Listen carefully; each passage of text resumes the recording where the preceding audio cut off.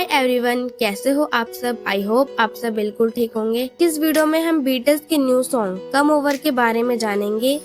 यह सॉन्ग 12 जून को Beatles Festa और बीटल्स की 13th एनिवर्सरी के अवसर पर रिलीज किया गया था। इस गाने को सुनकर दुनिया भर के आर्मी बहुत इमोशनल हो गए, क्योंकि यह सिर्फ एक गाना ही नहीं बल्कि बीटल्स की भावनाओं का एक खूबसूरत संदेश भी है। कम ओवर बीटल्स के एल्बम अलीरांग का हिस्सा है। इस गाने के प्रोडक्शन में बीटल्स के मेंबर्स RM, शुगा और जे-होप ने योगदान दिया है और सबसे बड़ी बात, इस गाने को शुगा ने प्रोड्यूस किया है। अगर हम इस गाने के पीछे की भावनाओं की बात करें तो यह गाना किसी ऐसे व्यक्ति की याद, पछतावे और दोबारा जुड़ने की उम्मीद के बारे में है जो कभी बहुत खास था। पूरे गाने में बीटल्स यह व्यक्त करते हैं कि भले ही समय बीत गया हो और दूरियां आ गई हो, लेकिन दिल में उस व्यक्ति के लिए भावनाएं अब भी मौजूद हैं। कई आर्मी इस गाने को बीटल्स और उनके फैंस के बीच के रिश्ते को भी जोड़कर देखते हैं, क्योंकि बीटल्स को लंबे समय बाद बीटल्स का वापस आना और अपने फैंस से दोबारा जुड़ना इस गाने की भावनाओं को और भी खास बना देता है। कुल मिलाकर कम ओवर प्यार, उम्मीद, माफी और रिश्ते को दूसरा मौका देने की है। यह सॉन्ग हमें सिखाता है कि अगर कोई रिश्ता हमारे लिए सच में इम्पोर्टेंट है तो हमें अपनी फीलिंग को ईमानदारी से व्यक्त करने और रिश्ते को बचाने की कोशिश करने में कभी डरना नहीं चाहिए। तो चलिए इस गाने की लिरिक्स का हिंदी में मीनिंग समझते हैं।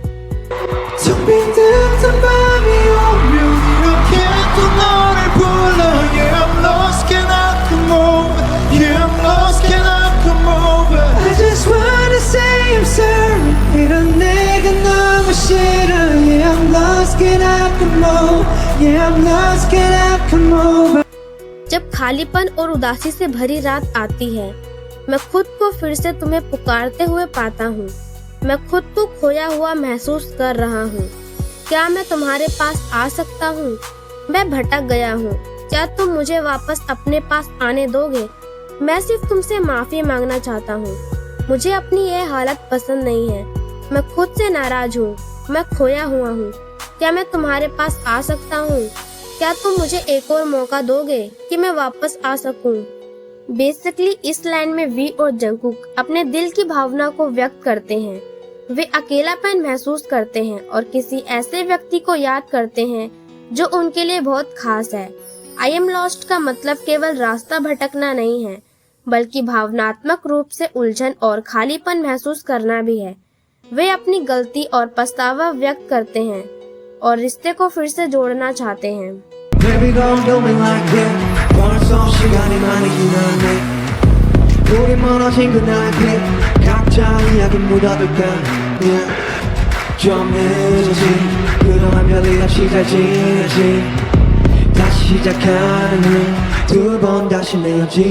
कृपया मेरे साथ ऐसा व्यवहार मत करो। अब बहुत समय बीत चुका है उस दिन से जब हम एक दूसरे से दूर हो गए थे। हमारे बीच जो कुछ हुआ, मैं उसे पीछे छोड़ देना चाहता हूँ। मुझे माफ कर दो। मुझे पता है कि मुझे ये बात कहने में देर हो गई है। तुम ठीक हो ना? तुमने अपना ख्याल रखा है ना?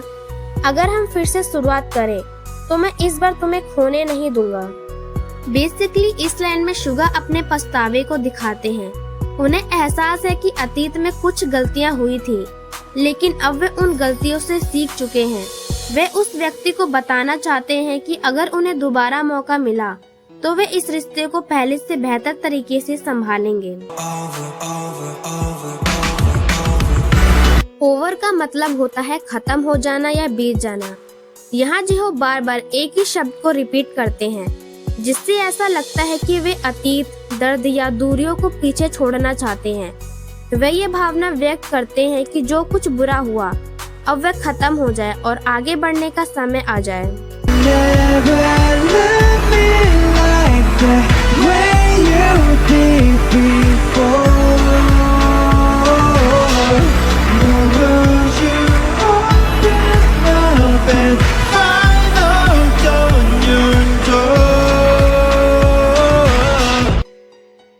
तुम शायद मुझे कभी वैसा प्यार नहीं करोगे जैसे तुम पहले किया करते थे, लेकिन क्या तुम अपना दिल फिर से खोलोगे? अगर मैं तुम्हारे दरवाजे पर वापस आऊं तो क्या तुम मुझे स्वीकार करोगे? बेसिकली इस लाइन में जंगकुक और वी यह समझाते हैं कि समय के साथ रिश्ते बदल जाते हैं। वे जानते हैं कि पहले जैसा प्यार शायद वापस ना आए, लेकिन फिर भी उनके दिल में उम्मीद है। दरवाजे पर दस्तक देना केवल असली दरवाजे की बात नहीं है, बल्कि किसी के दिल और जिंदगी में दोबारा जगह पाने की कोशिश करना है। Knocking on your door, yeah, blood on the floor, yeah, checking on the floor. What the hell am I doing this for? You act like done with past life, then you pass like dust and flashlight, smoking black night. We said that right, but I hate metaphor. मैं बार बार तुम्हारे दरवाजे पर दस्तक दे रहा हूँ।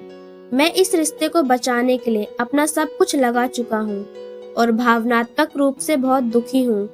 मैं सिर्फ यह देखने आया हूँ कि तुम ठीक हो या नहीं, लेकिन मैं ये सब आखिर क्यों कर रहा हूँ?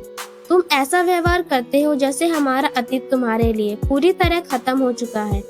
फिर तुम ऐसे गायब हो जाते हो जैसे टॉर्च की रोशनी में उड़ती धूल। अंधेरी रात में धुएं की तरह हमारा रिश्ता भी मानो खो गया है। क्या ऐसा नहीं है? लेकिन मुझे ऐसी घुमा फिरा कर बातें करना पसंद नहीं है। बेसिकली इस लाइन में आरम अपने अंदर की लड़ाई को दिखा रहे हैं। एक तरफ वह उस व्यक्ति को भूल नहीं पा रहा है, जबकि दूसरी तरफ उन्हें महसूस हो रहा है कि शायद रिश्ता खत्म हो चुका है। डस्ट इन अ फ्लैशलाइट और स्मोक इन ब्लैक नाइट जैसी बातें यह दिखाती है कि यादें और रिश्ते इतने जल्दी धुंधले हो जाते हैं।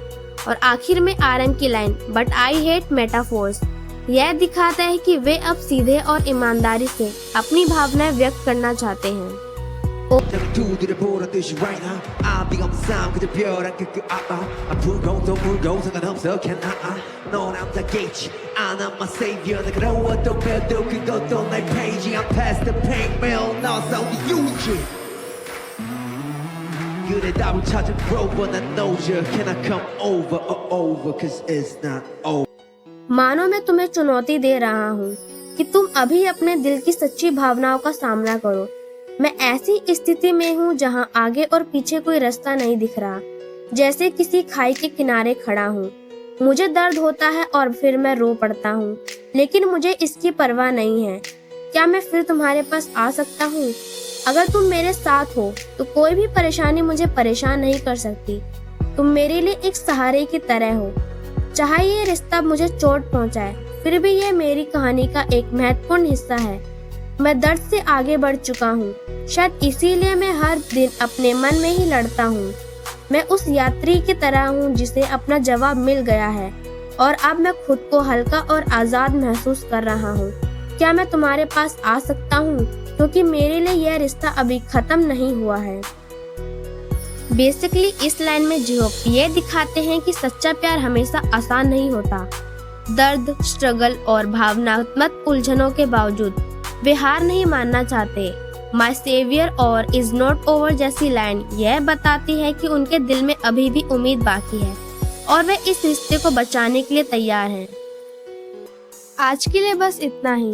अगर मैं एक ही बार में इस पूरे सॉन्ग का मतलब बताऊं तो इस पूरे सॉन्ग में प्यार, पछतावा, अकेलापन और दोबारा जुड़ने की उम्मीद के बारे में बात करता है। पूरे गाने में बीटल्स के मेंबर्स ऐसे व्यक्ति को याद करते हैं जो कभी उनके जिंदगी में बहुत खास थे।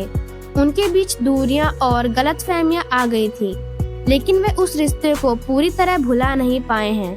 वे अपने गलतियों को स्वीकार करते हैं, माफी मांगते हैं और उम्मीद करते हैं कि उन्हें एक और मौका मिलेगा।